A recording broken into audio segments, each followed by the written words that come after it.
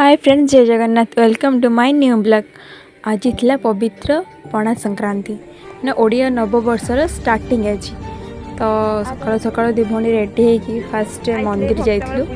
मंदिर जाइकी आसिकी हनुमान मंदिर जाइलु। हनुमान मंदिर पणा भोग भी हैला। पणा भोग खाई सारिकी बस मस्त एंजॉय करिकी पूजा देखिकी आसलु टिके गाँ दुर्गा देवी पाखक। दुर्गा देवी पाखरे भोग करी आलती देखी बस घर को फेरथिलु। आपण माने समस्त ओडिया नववर्षर अनेक अनेक शुभेच्छा एवं अभिनंदन। समस्त एमती सब बेले भलरे खुशी रे रही थांतु।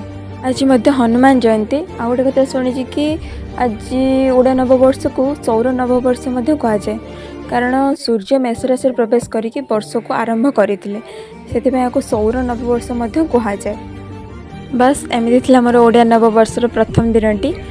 आपण मैंने केमिति ओडिया नववर्ष को सेलिब्रेशन कले कमेंट रे निहाती कहबे। जय जगन्नाथ। देखा पुणी नेक्स्ट ब्लॉग।